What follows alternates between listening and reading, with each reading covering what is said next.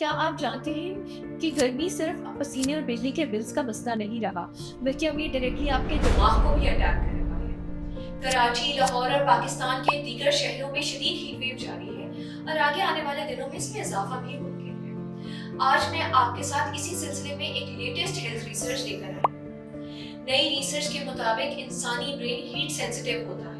Temperature جب بڑھ جاتا ہے اور گرمی میں اضافہ ہوتا ہے تو آپ کا برین آٹومیٹکلی سینٹرل تھرموسٹیٹس ایکٹیو کر دیتا ہے، یعنی کہ آپ کا سٹریس لیول بڑھ جاتا ہے بغیر کسی وجہ کے۔ گرمیوں کے دنوں میں اکثر آپ نے فیل کیا ہوگا کہ آپ بہت ان موٹیویٹڈ، کنفیوزڈ یا کسی کام پر فوکس نہیں کر پا رہے۔ یہ اب صرف ایک فیلنگ نہیں ہے بلکہ سائنس نے کہا ہے کہ آپ کا برین لٹرلی اوور ہیٹ ہو جاتا ہے۔